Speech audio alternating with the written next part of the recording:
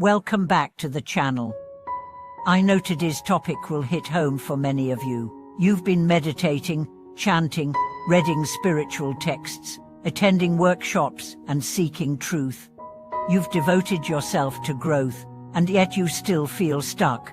You still feel heavy. You still feel lost. If you've ever wondered why the deeper you go into spiritual practice, the more you seem to be burdened by questions and exhaustion, then this video is for you. Because what we're about to explore isn't just a mystical insight, it's a critical shift in understanding a logic you need to unlock in order to make progress on the spiritual path. This missing logic might be the single reason your growth feels like a struggle rather than a liberation. Let's begin at the heart of the issue. Most people begin their spiritual journey with a goal: to get rid of suffering, to become enlightened, to find peace, to manifest abundance, to fix their problems. These are understandable intentions, but if you look closely, all of them still come from the same source: the desire for something more, or the rejection of something less. In other words, desire and aversion.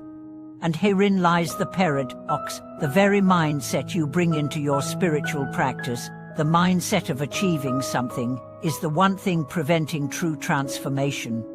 Let me say that again.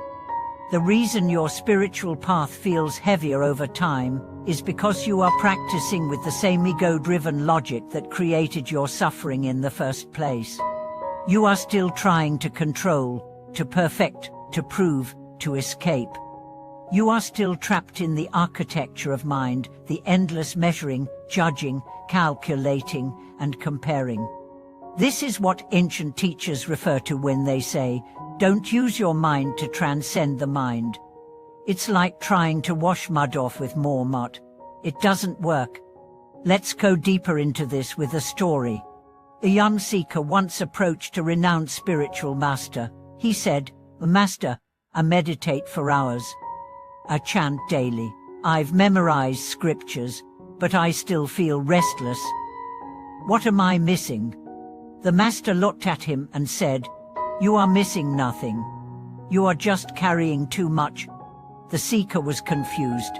"But I've been doing everything right." The master replied, "Exactly. You are doing. Try being." You see, the spiritual path is not a collection of tasks, it's a stripping away of layers. It's not about becoming more, it's about becoming less, less identified, less reactive, less trapped in illusion. And the core illusion is this: that peace is somewhere else, sometime later, after you've done enough, suffered enough, proven enough. But peace is not an endpoint. Peace is a homecoming. So let's talk about what it means to actually practice without reinforcing the ego. It begins with one word: presence. Not effort, not struggle. Presence. True presence is not thought. It's not analysis. It's not recitation. It's spacious, silent awareness. It doesn't seek to fix anything. It doesn't resist what is. It simply watches, honors, and dissolves into now. This is what the ancient text refers to when it says, "The mind is like the moon reflected on water. Let the water be still, and the reflection becomes clear." But most spiritual seekers never let their water become still. They agitate it with constant seeking, striving, studying. That's not wrong. It's just limited. At some point, you must go beyond seeking knowledge and enter knowing. That's the shift from logical understanding to experiential truth. From head to heart. From effort to surrender. And here's something radical. Even your idea of progress can become a trap. If you believe that I am now at stage 2, and next year I will reach stage 3, you are still operating like a manager. You've made spirituality into a corporate ladder, but the soul doesn't grow through promotion. It grows for remembrance. Let me share an image with you. Imagine a bird inside a cage. The cage is ornate, decorated with scriptures, mantras, rituals. Every day, the bird prays, chants, flaps its wings. but the door of the cage is open. The bird stays because it believes freedom will come from more flapping, not from flying out. That's where many seekers are. You are the bird. The door is open, but you're so busy perfecting your technique. You haven't noticed that all you have to do is stop and step out. But how? How do we go from being lost in spiritual doing to awakening into spiritual being? The answer lies in logic. Not ordinary logic, but awakened logic. Let me explain. Ordinary logic says if I do X, I will get Y. Awakened logic says if I let go of X and Y, I will remember I am Z. Seize your true self, pure awareness. It's not something you become, it's something you uncover. And to uncover it, you must drop the tools you've been clinging to, not forever, not with resentment, but with reverence. You use the ladder to climb. Now step off it. You use the map to travel. Now burn it and stand where you are. You see, the logic of the ego is linear, conditional, and always future-focused. The logic of the soul is circular, immediate, and timeless. And this is the real practice to stop confusing tools with truth. Mantras are not truth. Scriptures are not truth. Even experiences are not truth. Truth is what remains when all else is gone. It's silence. It's stillness.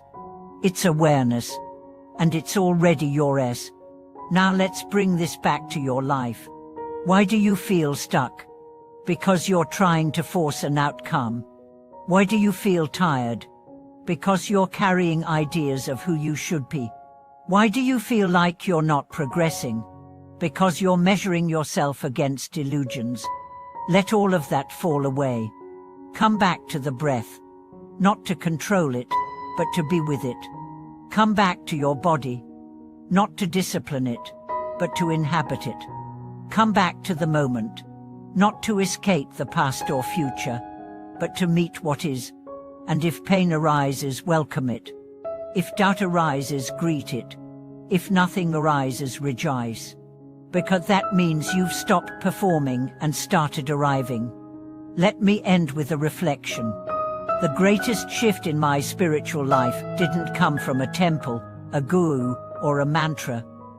It came from a single moment sitting on a park bench, no book, no phone, no plan. Just noticing the wind on my skin, the sound of birds, the space between thoughts. For a moment, everything stopped. And in that stillness, I didn't find enlightenment. I remembered it. It had always been there. I had just been too busy looking to see. Now I want to ask you, where are you still looking for what you already are? What practice are you using to avoid presence? What belief are you holding that keeps you from freedom? Please share in the comments. Your story may help someone recognize their own track. If this message resonated with you, please like, subscribe, and share.